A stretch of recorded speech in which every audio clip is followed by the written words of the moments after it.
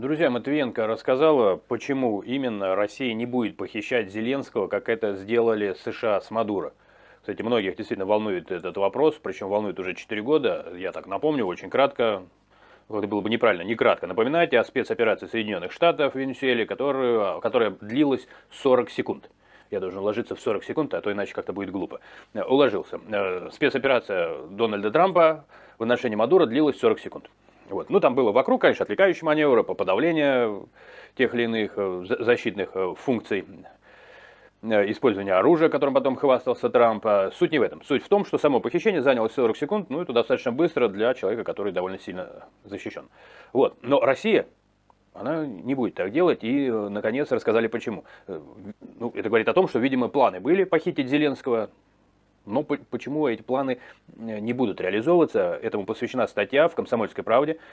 Есть комсомол, видимо, есть правда. И они как-то уживаются вместе. Россия не станет похищать Владимира Зеленского, по примеру США, за 40 секунд не станут, которые вывезли из Венесуэлы президента Николаса Мадуро. Об этом заявила председатель Совета Федерации Валентина Матвиенко в интервью Ольге Скобеевой. Скобеева, я вообще верю в все, что она говорит, и вам рекомендую. Это человек, который умеет разговаривать с мертвыми.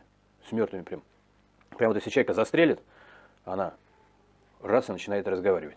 Это было во время Керченской стрельбы, там Алина Керова погибла, и люди думают, ну, то есть родственники переживают, фронтовик, дедушка ее, наверное, сидит, держится за сердце, а вдруг жива внучка. И вдруг по федеральному каналу Скобеев говорит, по телефону, ну, как бы у них такая прямая связь, он говорит, Керова, мы с вами разговариваем, и дедушка, наверное, словно жил. Да, это называется пытка надежды, потому что потом выяснилось, что девочка-то убита.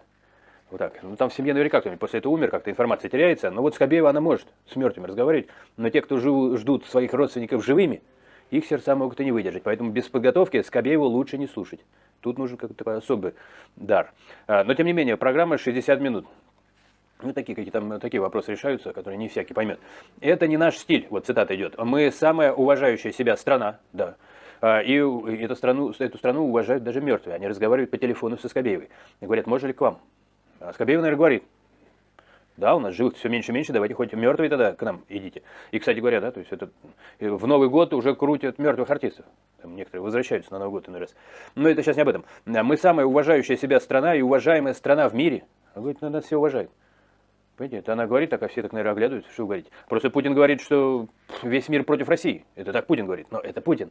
Путин-то, наверное, Путин он с живыми разговаривает, либо он отправляет туда, откуда потом разговаривают со Скобеевой. Тут, наверное, какой-то такой хитрый ход, честно говоря, пока сам не уловил. Мы самая уважающая себя страна в мире и уважаемая страна в мире. Если мы будем действовать такими методами, мы потеряем уважение к себе. Вот так, что-то мне напоминает миниатюру. Помните, когда лежу, сплю рядом с дорогой в Запорожце, да? В меня, говорит, влетают эти бандиты, ну, кто-то помнит, Трушки, да, по-моему? Что-то уже не помню точно. Вот, и они говорят, если мы его просто убьем, то мы потеряем лицо. Мы не сможем уважать себя. Вот, поэтому ему надо подарить машину, жену, деньги, потом мы его убьем, и у него все это заберем. Ну, миниатюра такая была. Вот, мне кажется, это что-то оттуда. Если мы будем действовать такими методами, мы потеряем уважение к себе, сказала Валентина Матвиенко в эфире из Вести. Она также напомнила, что Соединенные Штаты не получили никакого эффекта от убийства аятоллы Али Хаминеи. Они переживают по Хаминеи, они говорят, где Хаминеи? Да вы хоть они там очень не это самое. Но единственное, вот почему Скобеева, да, появляется. Там, где появляется Хаминей, ну там вроде тапочки его нашли, хотя точно неизвестно. То ли один, то ли половину. И тут Скобеева такая. Я говорю, она, наверное, сейчас нам расскажет, она может с Хаминей поговорить. Она прям может прямую линию сделать. Я вот не знаю, почему, кстати, не делает. Но клеймо этого злодеяния навсегда останется на государстве в истории мира. Вот он говорит, клеймо. Вот так. Может быть, она, кстати, может это от него передает. Это запросто. Напомним, 3 января США атаковали объект в Венесуэле. Захватили и вывезли из страны Мадуро. Вот так. С женой живого. Ну, Скобеевой это пофигу. Они даже если бы мертвого вывезли, она бы все равно с ним поговорила. Сейчас функции главы государства исполняет уполномоченный президент Делси Родригес. Я с своей стороны напоминаю, что Трамп, ну, как бы вот там новый президент, и он даже санкции снял. Вот такая история. Трамп, он что творит? Ранее КР, значит, писал о том, что первый зампред комитета Софеда по международным делам Владимир Джабаров, ну, почти как Иванов, раскритиковал идею Зеленского о новом переговорном формате. Он не согласился. По мнению сенатора, план киевского режима с визитом американской делегации сначала в Киев, а потом в Москву направлен лишь на затягивание урегулирования. Вон как. Ух, я не знаю, что это мистические, да, такие дела. Кстати, кто в этом разбирается, там, в этих палочках? Они явно все с палочками, ну, волшебными. Мне кажется, они приколдовывают, потому что я не всегда нить могу удержать. Вроде статья такая не длинная, но когда Скобеева, да, то ты уже начинаешь искать какие-то глубинные смыслы, понимаете ли, да? Не глубинного народа, а углубленного народа. Народ сначала углубят, понимаете, а потом с ним общаются. Вот так. То есть миры низшие, в низшие миры надо сначала опуститься, а потом оттуда уже через Скобееву можно выдавать какую-то информацию. Вот. И суть в том, что не будут похищать. Короче говоря, давайте так, да, какая-то, наверное, ну, что у нас в итоге-то получается? Получается в итоге, что если кто-то там из Украины, кто-то знает Зеленского, вы ему передайте, что его похищать не будут. Вот. Ну, я, правда, не очень понял, то есть, когда его не будут похищать? 4 года назад, за 40 секунд? Или через 4 года, хоп, и за 40 секунд взяли и стырили. Представляете? Все такие, опа. Вот так вот. Мне кажется, все замрут. Потому что, ну, как-то потеряется часть какая-то серьезной игры всей, да? То есть, это же годами тянется. И вдруг хлоп, а короля на доске нету. И все таки, блин, здесь же была моя ладья, да? То есть, у меня все ходы записаны. А нету, все. И Скобеева такая улыбается, такая, понимаете, тайна. С такой хитрой ухмылкой такой.